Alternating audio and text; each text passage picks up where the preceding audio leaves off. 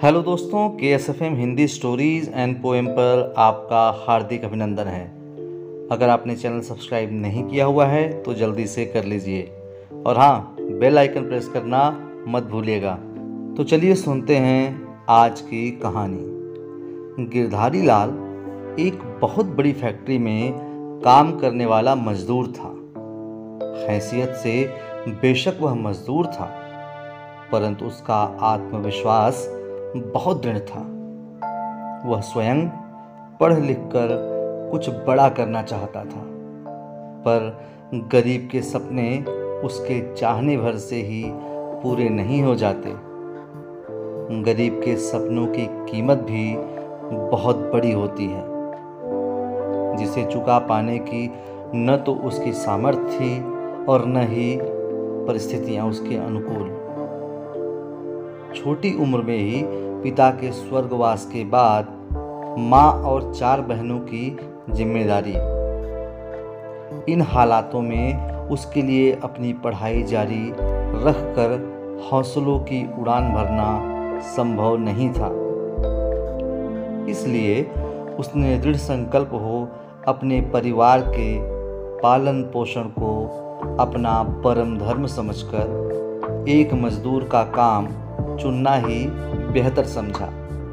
माना यह नौकरी उसके सपने छीन लेगी, शायद उसे फिर दोबारा उड़ने को खुला आकाश भी न मिल पाए, पर एक बात तो तय थी, वो यह कि इस काम से वह अपने परिवार को 2 वक्त की रोटी भरपेट खिला सकता था। बस यही सुकून उसे आगे बढ़ने की प्रेरणा देता था।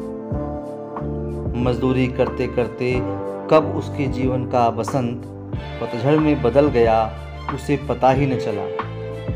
4 छोटी बहनों की शादी करते करते उसकी आधी उम्र ढल चुकी थी, पर उसे इस बात का कोई अफसोस न था, क्योंकि अपनी मेहनत और लगन से दिन रात एक करके उसने अपने सभी बहनों को पढ़ा लिखा कर अफसर बना दिया था और उन सबका ब्याह भी संपन्न घरों में कर दिया था। अपनी बहन की कामयाबी और उनके खिलखिलाते चेहरे देख उसे लगता जैसे उसने अपने सपनों की उड़ान भर ली। कोई और लालसा अब उसके जीवन में शेष न रही, पर माँ का दिल तो माँ का ही होता है। अपने बेटे के इस त्याग पर वह उस पर बलिहारी जाती और हमेशा उसे अपना घर बसाने की सलाह देती, पर वह हमेशा बहनों की जिम्मेदारी की बात कहकर टाल जाता। पर अब तो वे भी अपने अपने घर चली गई। अब किस बात की फिक्र। मौका देखकर आज माँ ने फिर एक बार गिरधारी लाल से उसकी शादी के बारे में बात की। बेटा गिरधारी लाल, बेटियां सब अपने अपने घर बार में रच बस गई हैं। वे भी अब ज़्यादा यहाँ आ जा नहीं सकती। उनके जाने के बाद हम दोनों ही रह गए हैं। तू भी मजदूरी पर चला जाता है, मैं सारा दिन घर में अकेली रह जाती हूँ। मेरा शरीर भी अब जवाब देने लगा। अकेले खुद की देखभाल करना अब मेरे बस की बात नहीं रही, और फिर मुझे कुछ हो गया तो तू बिल्कुल अकेला पड़ जाएगा। इसलिए बेटा मेरी बात मान और अपना घर बसा ले। मुझे भी घर में किसी का सहारा हो जाएगा। बेटियों के जाने से जो हमारा आंगन सूना हो गया, घर की रौनक चली गई, वो एक बार फिर लौट आएगी। बहू के आने से यह आंगन फिर से हरा भरा हो जाएगा। पोते पोतियों की खिलखिलाहट से मैं एक बार फिर जी उठूंगी। माँ ने गिरधारी लाल को समझाते हुए कहा, ठीक है माँ, जैसा तुम्हें सही लगे। सहमति देते हुए गिरधारी लाल ने कहा। बस फिर क्या था, माँ ने जल्द ही एक गुणी लड़की बिमला से गिरधारी लाल की शादी की बात चला दी। हालांकि लड़की ज़्यादा पढ़ी लिखी नहीं थी, पर मेहनती बहुत थी। चारों बहनों को भाई की शादी का निमंत्रण देने माँ खुद गई, परंतु चारों ने टकासा जवाब देकर माँ को लौटा दिया। उनका मानना था कि एक मजदूर की शादी में जाकर वे अपना रुतबा कैसे कम कर सकती हैं। समाज में उनके पतियों का अच्छा नाम है, उनकी खुद का भी सोशल ग्रुप है, अपनी पहचान है। इस शादी में जाने से समाज में उनकी हंसी उड़ेगी, इसलिए चारों ने इस शादी से किनारा कर लिया। बेटियों के इस व्यवहार से माँ आहत थी। जिन बहनों के लिए मेरे बच्चे ने अपनी जिंदगी, अपने सपने बिना सोचे समझे कुर्बान कर दी, उन्हें आज अपने भाई की शादी में सम्मिलित होने में भी शर्म आ रही है। छी, कैसी ओछी सोच है यह। उन लोगों को एक बार भी अपने भाई के त्याग का एहसास नहीं, बस अपनी झूठी शानो शौकत की परवाह है, जो कि मेरे गिरधारी लाल की बदौलत है। वह अगर इनके लिए कड़ी मेहनत करके इनके सपने पूरे नहीं करता तो क्या आज ये इस तरह की बातें कर पाती। गलती मेरे गिरधारी लाल की ही है, जो उसने अपनी इन स्वार्थी बहनों के लिए अपना जीवन झोंक दिया। सोचते हुए माँ कब घर पहुंच गई पता ही नहीं चला। माँ को इस तरह निढाल सा देखकर गिरधारी लाल चिंतित हुआ। माँ, तुम्हारी तबीयत तो ठीक है या किसी ने कुछ कहा? माँ में सच बताने की हिम्मत नहीं थी, इसलिए गिरधारी लाल को कुछ नहीं बताया। नहीं रे, बस थोड़ी उम्र हो गई ना, इसलिए थक गई जल्दी, और कुछ नहीं। जल्द ही शादी का दिन भी आया और गिरधारी लाल की शादी हो गई। शादी में सब बहनों के बारे में पूछते रहे, पर माँ हर बार कोई न कोई बहाना बनाकर टाल जाती। किसी तरह शादी संपन्न हुई, पर गिरधारी लाल को बार बार अपनी बहनों की याद आ रही थी। इस खुशी के मौके पर माँ ने चुप रहना ही सही समझा। धीरे धीरे समय बीतता गया और बिमला गर्भवती हुई और जल्द ही एक स्वस्थ शिशु को जन्म दिया। घर में तो जैसे खुशियों की बहार आ गई थी, पर भतीजे के जन्म के समय भी उसकी बुआओं की गैर मौजूदगी सबको अखर रही थी। खैर, बुआओं के बिना ही नामकरण संस्कार संपन्न हुआ। बच्चे का नाम नंदू रखा गया। समय को तो जैसे पंख लग गए थे। देखते देखते कब 5 साल बीत गए पता ही न चला। गिरधारी लाल अपने परिवार के साथ सुखद और संतोषी जीवन व्यतीत कर रहा था, पर उसकी इस खुशी को शायद किसी की बुरी नजर लग गई थी।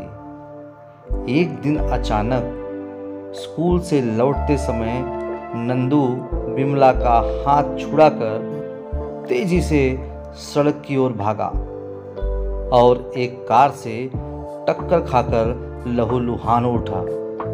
आनन फानन में बिमला उसे लेकर अस्पताल पहुंची और डॉक्टर से जल्द इलाज शुरू करने की गुहार लगाई। साहब, देखिए न, मेरे बच्चे को क्या हो गया है, कितना खून बह रहा है। आप जल्द से जल्द इलाज शुरू कर दीजिए।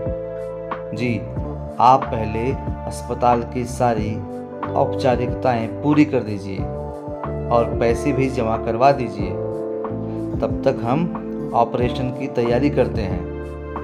तब तक गिरधारी लाल भी अस्पताल पहुंच चुका था। उसने फीस के बारे में पूछा तो सकते में आ गया। 2 लाख रुपए। इतनी बड़ी रकम मैं कहाँ से ले आऊँगा?